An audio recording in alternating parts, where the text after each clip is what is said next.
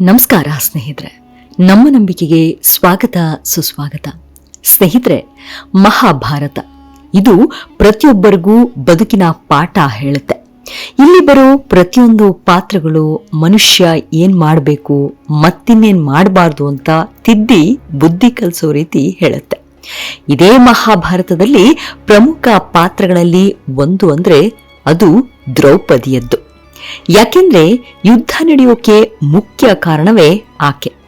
ಇಂಥ ದ್ರೌಪದಿ ಪಂಚಪಾಂಡವರ ಪತ್ನಿ ಅನ್ನೋದೇನೋ ಸರಿ, ಆದ್ರೆ ಆಕೆಯನ್ನು ಇನ್ನೂ ಅನೇಕರು ಪ್ರೀತಿಸಿದ್ರು, ಮೋಹಿಸಿದ್ರು, ಕಾಮಿಸಿದ್ರು, ಮದುವೆ ಆಗುವ ಆಸೆಯನ್ನು ಕೂಡ ಹೊಂದಿದ್ರು. ಆದ್ರೆ ಆಕೆ ಮಾತ್ರ ದಕ್ಕಿದ್ದು ಪಂಚ ಪಾಂಡವರಿಗೆ ಮಾತ್ರ. ಹಾಗಿದ್ರೆ ಆ ಕಥೆಯನ್ನ ನಾವು ಇವತ್ತು ನಿಮ್ಮ ಮುಂದೆ ಹೇಳ್ತಾ ಹೋಗ್ತೀವಿ. ಇದರ ಜೊತೆ ಆಕೆಯ ದ್ವೇಷದ ಊರಿಗೆ ಸುಟ್ಟೋದ 6 ಮಂದಿಯ ಕುರಿತು ಇವತ್ತಿನ ಸಂಚಿಕೆಯಲ್ಲಿ ಹೇಳ್ತಾ ಹೋಗ್ತೇನೆ. ಅದಕ್ಕೂ ಮುನ್ನ ನಮ್ಮ ನಂಬಿಕೆಗೆ ನಿಮ್ಮ ಬೆಂಬಲವಿರಲಿ. ಎಲ್ಲಾ ವಿಧದ ತ್ವಚೆಯ ಸಮಸ್ಯೆಗಳಿಗೆ ಧೀಮಹಿ ಪ್ರಾಡಕ್ಟ್ ರಾಮಬಾಣದಂತೆ ಕೆಲಸ ಮಾಡುತ್ತೆ. ಕೇವಲ 3 ದಿನದಲ್ಲೇ ವ್ಯತ್ಯಾಸ ನೋಡ್ತೀರಾ. ಯಾವುದೇ ಅಡ್ಡ ಪರಿಣಾಮಗಳಿಲ್ಲ. ಕೆಮಿಕಲ್ ರಹಿತವಾದ 16 ನೈಸರ್ಗಿಕ ಪದಾರ್ಥಗಳ ಮಿಶ್ರಣದಿಂದ ತಯಾರಾದ 100% ಆರ್ಗ್ಯಾನಿಕ್ ಧೀಮಹಿ ಪ್ರಾಡಕ್ಟ್. ಹೆಚ್ಚಿನ ಮಾಹಿತಿಗಾಗಿ ಕೆಳಕಂಡ ದೂರವಾಣಿಗೆ ಸಂಪರ್ಕಿಸಿ. ದ್ರೌಪದಿಯ ಹುಟ್ಟಿನಲ್ಲಿತ್ತು ಅದೊಂದು ಶಾಪ. ದ್ರೌಪದಿ ಅತಿಲೋಕ ಸುಂದರಿ, ಪಾಂಚಾಲ ರಾಜ್ಯದ ರಾಜ ದೃಪದ ಮಾಡಿದ ಯಜ್ಞದಿಂದ ಜನಿಸಿದವಳು. ದ್ರೌಪದಿ ಕಪ್ಪು ಮೈಬಣ್ಣ ಹೊಂದಿದ್ರೂ ಅತ್ಯಂತ ಕಾಂತಿಯುತವಾಗಿದ್ಲು.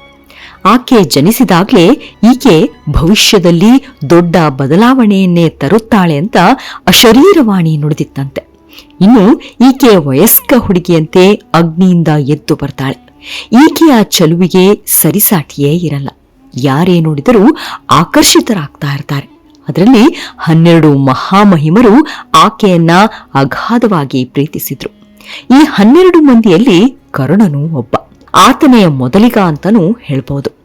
ಕರ್ಣನನ್ನು ಎಲ್ಲರೂ ಸೂತಪುತ್ರ ಅಂತಾರೆ, ನಿಜ. ಆದ್ರೆ ಇಂಥ ಕರ್ಣನಿಗೆ ದ್ರೌಪದಿಯ ವಿಷಯ ತಿಳಿಯುತ್ತೆ. ಅಂದಿನಿಂದಲೇ ಕರ್ಣ ದ್ರೌಪದಿಯನ್ನ ಪ್ರೀತಿಸತೊಡಗುತ್ತಾನೆ. ಅದು ಹೇಗಾದ್ರೂ ಸರಿ ಆಕೆಯನ್ನ ಪಡೆದೇ ತೀರ್ಬೇಕು ಅಂದ್ಕೊಂಡಿರ್ತಾನೆ.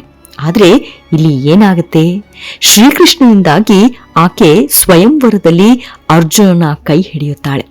ಸ್ವಯಂವರದ ವೇಳೆ ದ್ರೌಪದಿ ಕರ್ಣನನ್ನ ಸೂತಪುತ್ರ ಎಂದು ಅವಮಾನಿಸಿಬಿಡ್ತಾಳೆ.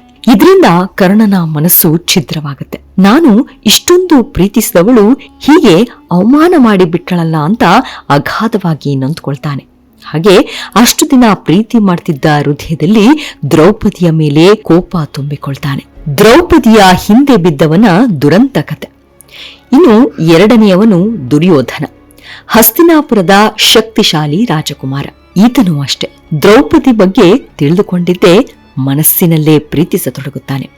ದ್ರೌಪದಿಯನ್ನ ಹೇಗಾದ್ರೂ ಮಾಡಿ ಪಡಿಲೇಬೇಕು ಅಂತ ನಿಶ್ಚಯ ಮಾಡಿಕೊಳ್ತಾನೆ. ಅದೇ ನಿಶ್ಚಯ ಹಾಗೂ ಛಲದೊಂದಿಗೆ ಸ್ವಯಂವರದಲ್ಲೂ ಭಾಗಿಯಾಗ್ತಾನೆ. ಆದ್ರೆ ಬಿಲ್ಲನ್ನೇ ಎತ್ತಲಾಗದೆ ದ್ರೌಪದಿಯಿಂದ ಅಪಹಾಸ್ಯಕ್ಕೆ ಗುರಿಯಾಗ್ಬಿಡ್ತಾನೆ. ಇದೇ ಕಾರಣಕ್ಕೂ ಈತನು ದ್ರೌಪದಿ ಮೇಲೆ ದ್ವೇಷ ತುಂಬಿಕೊಳ್ತಾನೆ. ಈ ದ್ವೇಷ ಹೆಚ್ಚಾಗಿ ಮುಂದೆ ತುಂಬಿದ ಸಭೆಯಲ್ಲಿ ಆಕೆಗೆ ದುರ್ಯೋಧನ ಅಪಮಾನ ಮಾಡೋದು. ಇನ್ನು 3ನೇ ಸ್ಥಾನದಲ್ಲಿ ನಿಲ್ಲೋದು ಜಯದ್ರಥ. ಈತ ದುರ್ಯೋಧನನ ಸೋದರ ಮಾವ. ದುರ್ಯೋಧನನ ಸಹೋದರಿಯಾದ ದುಶಲಾಳನ್ನ ಈತನೇ ಮದುವೆ ಆಗಿರ್ತಾನೆ. ಈತ ಅದಾಗ್ಲೇ ಮದುವೆ ಆಗಿದ್ರೂ ದ್ರೌಪದಿಯ ವಿವಾಹವಾಗುವ ಆಸೆಯಿಂದ ಸ್ವಯಂವರಕ್ಕೆ ಬರ್ತಾನೆ. ಆದ್ರೆ ಈತನದ್ದು ತನ್ನ ಅಳಿಯ ದುರ್ಯೋಧನನ ಸ್ಥಿತಿಯೇ ಆಗುತ್ತೆ. ಆದ್ರೂ ಈತನಿಗೆ ದ್ರೌಪದಿಯ ಮೇಲೆ ಮೋಹ ಕಡಿಮೆಯೇ ಆಗಿರಲ್ಲ. ಜಯದ್ರಥ ಈಕೆಯ ವಿಚಾರದಲ್ಲಿ ಅದೆಷ್ಟು ಹುಚ್ಚನಾಗಿರ್ತಾನೆ ಅಂದ್ರೆ ಆಕೆ ವಿವಾಹವಾಗಿದ್ರೂ ಅನೇಕ ಬಾರಿ ಕಾಟ ಕೊಡುತ್ತಲೇ ಇರ್ತಾನೆ. ಒಮ್ಮೆ ದ್ರೌಪದಿ ತನ್ನ ಪತಿಯೊಂದಿಗೆ ವನವಾಸದಲ್ಲಿದ್ದಾಗ ಮತ್ತೆ ತನ್ನನ್ನ ಮರಳಿ ಮದುವೆ ಆಗುವಂತೆ ಹಠ ಹಿಡಿದು ಕೂರ್ತಾನೆ. ಜಯದ್ರಥನು ಅವಳನ್ನ ಬಲವಂತವಾಗಿ ತನ್ನ ರಥದ ಮೇಲೆ ಕುಳಿಸಿಕೊಳ್ತಾನೆ. ಈ ವಿಚಾರ ಪಾಂಡವರಿಗೆ ಗೊತ್ತಾಗಿ ದ್ರೌಪದಿಯನ್ನ ರಕ್ಷಣೆ ಮಾಡ್ತಾರೆ. ದ್ರೌಪದಿಗಾಗಿ ಇವರು ಮಾಡಿದ್ದು ಅದೆಂಥ ಸಾಹಸ. ಇನ್ನು 4ನೇ ಸ್ಥಾನ ಶಿಶುಪಾಲನಿಗೆ ದೊರಕುತ್ತೆ. 5ನೇ ಸ್ಥಾನ ಶಲ್ಯ ಹಾಗೂ 6ನೇ ಸ್ಥಾನದಲ್ಲಿ ಬೃಹದ್ಬಲ ಇದ್ದಾರೆ. ಶಿಶುಪಾಲ ಶ್ರೀಕೃಷ್ಣನ ಶತ್ರು. ಈತ ಛೇದಿ ದೇಶದ ರಾಜ. ಈತನಿಗೂ ದ್ರೌಪದಿ ಅಂದ್ರೆ ಅದೇನೋ ಪ್ರೀತಿ, ಅದೇನೋ ಮೋಹ. ಈ ಶಿಶುಪಾಲನು ಸ್ವಯಂವರಕ್ಕೆ ಬಂದಿರ್ತಾನೆ. ಆದ್ರೆ ಈತನಿಗೂ ಕೂಡ ಬಿಲ್ಲೆತ್ತೋಕೆ ಆಗಲ್ಲ. ಶಿಶುಪಾಲನಂತೆ ಮದ್ರ ದೇಶದ ರಾಜ ಶಲ್ಯ ಕೂಡ ಬಂದಿರ್ತಾನೆ. ಈತ ಬೇರೆ ಯಾರೂ ಅಲ್ಲ, ನಕುಲ ಮತ್ತು ಸಹದೇವ ಇದ್ದಾರಲ್ಲ, ಅವರ ತಾಯಿಯ ಸಹೋದರ ಮಾವ. ಆದ್ರೆ ಆತನಿಗೂ ಬಿಲ್ಲನ್ನ ಎತ್ತೋಕಾಗಲ್ಲ. ಇನ್ನು ಬೃಹತ್ ಬಲ ರಾಮನ ವಂಶಕ್ಕೆ ಸೇರಿದವನಾಗಿದ್ರೂ ಬಿಲ್ಲನ್ನ ಎತ್ತೋಕೆ ಸಾಧ್ಯವಾಗದೆ ದ್ರೌಪದಿಯನ್ನ ವರಿಸೋಕಾಗಲ್ಲ. ಇನ್ನು ಪಾಂಡವರು ತಮ್ಮ ವನವಾಸದ ಕೊನೆಯ ವರ್ಷದಲ್ಲಿ ವಿರಾಟ ನಗರವನ್ನ ತಲುಪಿದಾಗ ದ್ರೌಪದಿ ರಾಜ ವಿರಾಟನ ಅರಮನೆಯಲ್ಲಿ ಸೈರಂಧ್ರಿಯ ರೂಪವನ್ನ ಪಡೆದಳು. ಅವಳನ್ನು ಅಲ್ಲಿ ರಾಣಿಯ ಸೇವೆಗಾಗಿ ನೇಮಿಸಲಾಯಿತು. ಅವಳನ್ನ ನೋಡಿದ ಕೂಡಲೇ ರಾಜ ವಿರಾಟನ ಸೇನಾಧಿಪತಿ ಕೀಚಕ ಆಕೆಯ ಸೌಂದರ್ಯಕ್ಕೆ ಮಾರು ಹೋಗ್ತಾನೆ. ಈ ವಿಚಾರದಲ್ಲಿ ಅರ್ಜುನ ಕೂಡ ಏನೂ ಕಮ್ಮಿ ಇಲ್ಲ. ಅದರಲ್ಲೂ ಇಲ್ಲಿ ಕೃಷ್ಣ ಮತ್ತೊಂದು ಆಟ ಆಡ್ತಾನೆ. ಅದೇನು ಅಂದ್ರೆ ದ್ರೌಪದಿಯ ಬಗ್ಗೆ ಅರ್ಜುನನಿಗೆ ಪ್ರೀತಿ ಮೂಡಕ್ಕೆ ಆತನೇ ಕಾರಣ. ಅರ್ಜುನನಿಗೆ ದ್ರೌಪದಿಯ ಮೇಲೆ ಪ್ರೀತಿ ಬರಲಿ ಅಂತ ಆಕೆಯ ಚಲುವನ್ನ ಅರ್ಜುನನ ಮುಂದೆ ಹೊಗಳ್ತಾನೆ ಇರ್ತಾನೆ. ಅದರಲ್ಲೂ ಸ್ವಯಂವರಕ್ಕೆ ಹೋಗುವಾಗ ಅದನ್ನ ಮತ್ತಷ್ಟು ಜಾಸ್ತಿ ಮಾಡಿ ದ್ರೌಪದಿಯನ್ನ ಪಡಿಲೇಬೇಕು ಅನ್ನೋ ಛಲವನ್ನ ಅರ್ಜುನನಲ್ಲಿ ಹುಟ್ಟಿ ಹಾಕ್ತಾನೆ. ದ್ರೌಪದಿಯ ಸೌಂದರ್ಯವನ್ನ ಶ್ರೀಕೃಷ್ಣನ ಮಾತಿನಲ್ಲಿ ಕೇಳಿಯೇ ಅರ್ಜುನನಿಗೆ ದ್ರೌಪದಿಯ ಮೇಲೆ ಪ್ರೀತಿ ಚಿಗುರುತ್ತೆ. ಅರ್ಜುನ ದ್ರೌಪದಿಯ ಸ್ವಯಂವರಕ್ಕೆ ಹೋಗುವಾಗ ಬ್ರಾಹ್ಮಣನ ವೇಷದಲ್ಲಿದ್ದ. ಸ್ವಯಂವರದಲ್ಲಿ ಅರ್ಜುನನ ಸರದಿ ಬರ್ತಾ ಇದ್ದಂತೆ ಅವನು ಬಿಲ್ಲನ್ನ ಎತ್ತಿಕೊಂಡು ಮೇಲೆ ತಿರುಗಾಡ್ತಾ ಇದ್ದ ಮೀನಿಗೆ ಹೊಡೆಯುವ ಮೂಲಕ ಸ್ವಯಂವರದಲ್ಲಿ ದ್ರೌಪದಿಯ ಪತಿಯಾಗಿ ಆಯ್ಕೆ ಆಗ್ತಾನೆ. ದ್ರೌಪದಿ ಅರ್ಜುನನೊಂದಿಗೆ ಆತನ ಮನೆಗೆ ಹೋದಾಗ ಕುಂತಿಯ ವಾಗ್ದಾನದಂತೆ ಅವಳು ಅರ್ಜುನನ 4 ಸಹೋದರರನ್ನ ಮದುವೆ ಆಗೋ ಮೂಲಕ ಪತಿಯರನ್ನಾಗಿ ಮಾಡಿಕೊಳ್ತಾಳೆ. ಮಾಡಿದ ತಪ್ಪಿಗೆ ದ್ರೌಪದಿಯ ಪಶ್ಚಾತ್ತಾಪ ಹೇಗಿತ್ತೋ ಗೊತ್ತಾ? ಈ ವೇಳೆ ದ್ರೌಪದಿ ತನ್ನ 5 ಮಕ್ಕಳಿಗೂ ಸತ್ಯ ಆಗೋಕೆ ನಾನೇ ಕಾರಣವಾಗ್ಬಿಟ್ಟೆ ಅಂತ ಕುಂತಿ ಬೇಸರ ವ್ಯಕ್ತಪಡಿಸ್ತಾಳೆ. ಆಗ ಎಲ್ಲವನ್ನೂ ತಿಳಿದಿದ್ದ ಕೃಷ್ಣ ಆಕೆಗೆ ಸಮಾಧಾನ ಮಾಡ್ತಾನೆ. ದ್ರೌಪದಿ ಹಿಂದಿನ ಜನ್ಮದಲ್ಲಿ ಶಿವನಿಂದ ಪಡೆದ ವರದ ಬಗ್ಗೆ ತಿಳಿಸ್ತಾನೆ. ಅದೇನು ಅಂದ್ರೆ ದ್ರೌಪದಿ ತನ್ನ ಹಿಂದಿನ ಜನ್ಮದಲ್ಲಿ ಶಿವನನ್ನ ಕಠಿಣ ತಪಸ್ಸು ಮಾಡ್ತಾಳೆ. ಈ ವೇಳೆ ಆಕೆಯ ತಪಸ್ಸಿಗೆ ಮೆಚ್ಚಿ ಪ್ರತ್ಯಕ್ಷನಾಗಿ ಏನು ವರ ಬೇಕು ಅಂತ ಕೇಳ್ತಾನೆ. ಆಗ ದ್ರೌಪದಿ ಆತನಲ್ಲಿ ತನಗೆ ಸದಾಚಾರ, ಅತ್ಯುತ್ತಮ ಬಿಲ್ಲುಗಾರ, ಅತ್ಯಂತ ಶಕ್ತಿಶಾಲಿ, ಸುಂದರ ಮತ್ತು ತಾಳ್ಮೆಯುಳ್ಳ ಪತಿಯನ್ನ ಕರುಣಿಸುವಂತ ಅವರು ವರ ಬೇಡಿದ್ಲು. ಆದ್ರೆ ಶಿವ ಈ ಎಲ್ಲಾ ಗುಣಗಳನ್ನ ಒಬ್ಬನಲ್ಲಿ ಕಾಣಲು ಸಾಧ್ಯವಿಲ್ಲ. ಬದಲಾಗಿ ನಿನಗೆ ಈ 5 ಗುಣಗಳುಳ್ಳ 5 ಗಂಡಂದಿರೋ ಸಿಗಲೆಂದು ಆಶೀರ್ವದಿಸಿದ್ದೇನೆ. ಅದರ ಫಲವೇ ಹೀಗೆಲ್ಲ ಆಗಲು ಕಾರಣವೆಂದು ಕುಂತಿಗೆ ತಿಳಿಸ್ತಾನೆ.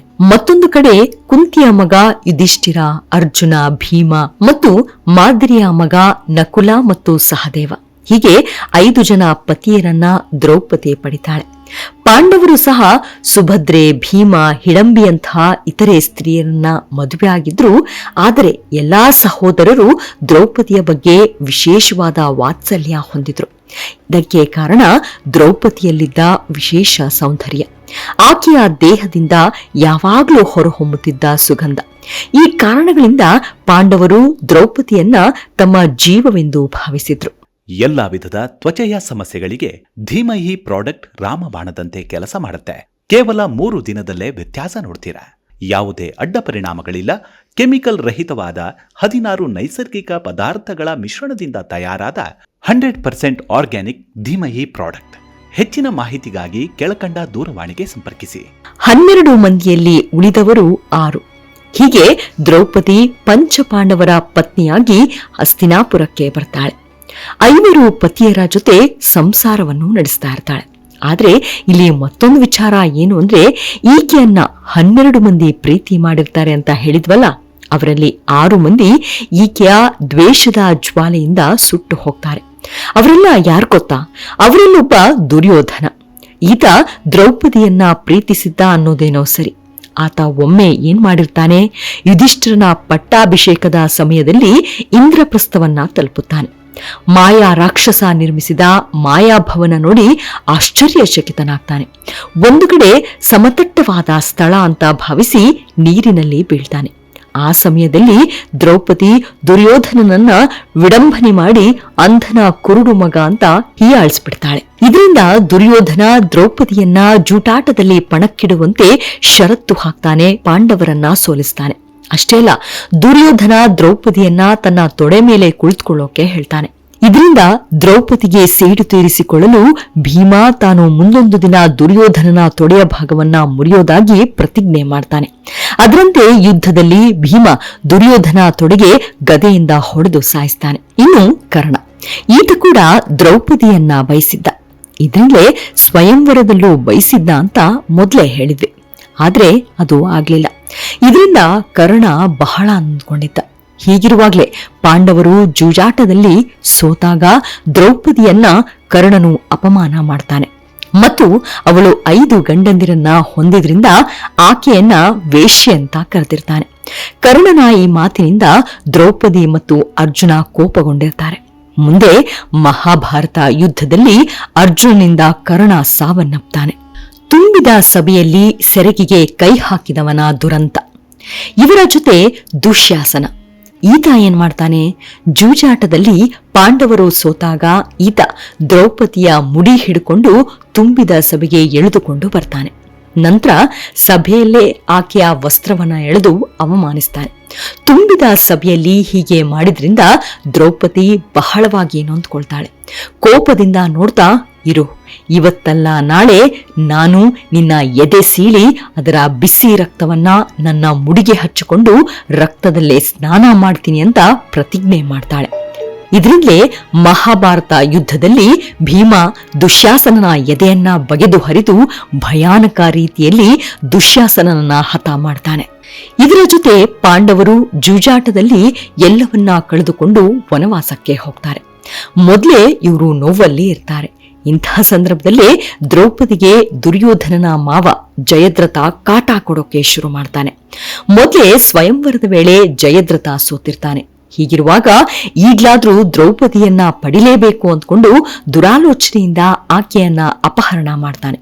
ಅದೇ ಸಮಯಕ್ಕೆ ಸರಿಯಾಗಿ ಪಾಂಡವರು ಆ ಸ್ಥಳಕ್ಕೆ ಬಂದು ದ್ರೌಪದಿಯ ಮಾನವನ್ನ ಉಳಿಸ್ತಾರೆ. ಪಾಂಡವರು ಆ ಕ್ಷಣದಲ್ಲೇ ಜಯದ್ರಥನನ್ನ ಕೊಲ್ಲಲು ಮುಂದಾಗ್ತಾರೆ. ಆದ್ರೆ ದ್ರೌಪದಿ ಇದನ್ನ ತಡೆದು ಜಯದ್ರಥನನ್ನ ಕೊಲ್ಲೋದು ಬೇಡ ಅಂತ ಮರಣದಂಡನೆ ವಿಧಿಸ್ತಾಳೆ. ಅಶ್ವತ್ಥಾಮನಿಗೂ ಕಾಡಿತ್ತು ವಿರಹ ವೇದನೆ. ಇನ್ನು ಅಶ್ವತ್ಥಾಮ, ಈತ ದ್ರೋಣರ ಮಗ. ಈತನಿಗೆ ಪಾಂಡವರ ವಿರುದ್ಧ ಅಪಾರವಾದ ದ್ವೇಷವಿತ್ತು. ಇದರಿಂದ ಪಾಂಡವರನ್ನ ವಿರೋಧಿಸಿ ಮಹಾಭಾರತದ ಮಹಾಯುದ್ಧಕ್ಕೆ ಇಳಿದುಬಿಟ್ಟಿದ್ದ. ಇನ್ನೇನು ಮಹಾಭಾರತದ ಯುದ್ಧ ಅಂತಿಮ ಹಂತದಲ್ಲಿ ಇರುತ್ತೆ. ಆಗ ಅಶ್ವತ್ಥಾಮನನ್ನ ಕೌರವರ ಮುಂದಾಳತ್ವ ವಹಿಸಿಕೊಳ್ತಾನೆ. ನಂತರ ದುರ್ಯೋಧನ ಭೀಮನಿಂದ ಹತನಾಗ್ತಾನೆ. ಇದಕ್ಕೆ ಪ್ರತಿಕಾರ ತೀರಿಸಿಕೊಳ್ಬೇಕು ಅಂತ ಅಶ್ವತ್ಥಾಮ ಏನ್ ಮಾಡ್ತಾನೆ, ಅದೊಂದು ರಾತ್ರಿ ಪಾಂಡವರ ಶಿಬಿರಕ್ಕೆ ಬರ್ತಾನೆ. ದ್ರೌಪದಿಯ 5 ಪುತ್ರರು ಆ ಸಮಯದಲ್ಲಿ ಶಿಬಿರದಲ್ಲಿ ಮಲಗಿರ್ತಾರೆ. ಕತ್ತಲು ಇದ್ದಿದ್ರಿಂದ ಏನಾಗುತ್ತೆ, ಈ 5 ಮಕ್ಕಳು ಪಾಂಡವರಂತೆ ಕಾಣ್ತಾ ಇರ್ತಾರೆ. ಅವರೇ ಅಂತ ಭಾವಿಸಿಕೊಂಡು ಪಾಂಡವರನ್ನ ನಿದ್ರೆಯಲ್ಲೇ ಕೊನೆಗೊಳಿಸುವ ಯೋಚನೆಯಲ್ಲಿದ್ದಾಗ ದ್ರೌಪದಿಯ 5 ಜನ ಪುತ್ರರನ್ನ ಕೊಂದು ಬಿಡ್ತಾನೆ. ಮುಂಜಾನೆ ದ್ರೌಪದಿಗೆ ಇದು ಗೊತ್ತಾಗುತ್ತೆ. ಆಗ ದ್ರೌಪದಿ ಅಶ್ವತ್ಥಾಮನಿಗೆ ಮರಣದಂಡನೆ ಶಿಕ್ಷೆ ನೀಡುವಂತೆ ಪಂಚ ಪಾಂಡವರನ್ನ ಕೇಳಿಕೊಳ್ತಾಳೆ. ಆದರೆ ಪಾಂಡವರು ಮಾತ್ರ ಅಶ್ವತ್ಥಾಮನನ್ನ ಸಾಯಿಸೋದಿಲ್ಲ, ಬದಲಿಗೆ ಆತನ ಶಿರದಲ್ಲಿದ್ದ ಚಿಂತಾಮಣಿ ಕಿತ್ಕೋತಾರೆ. ಹಾಗೆ ಕಿತ್ಕೊಂಡು ಬ್ರಹ್ಮಾಂಡ ಎಲ್ಲಿವರೆಗೂ ಇರುತ್ತೋ ಅಲ್ಲಿವರೆಗೂ ಆತನನ್ನ ಭೂಮಿಯಲ್ಲಿ ಅಲೆಮಾರಿಯಾಗಿ ಅಲೆದಾಡುವಂತೆ ಮಾಡಿಬಿಡ್ತಾರೆ. ಕೀಚಕನ ಕೊನೆಯ ಆಸೆ ಈಡೇರ್ಲೇ ಇಲ್ಲ. ಇನ್ನು ಮತ್ತೊಂದಂದ್ರೆ ಕೀಚಕ. ಈತ ಸಾಮಾನ್ಯನಲ್ಲ. ವಿರಾಟ್ ನಗರದ ಸೇನಾಧಿಪತಿ ಮತ್ತು ರಾಣಿ ಸುಧೇಶಾಳ ಸಹೋದರ.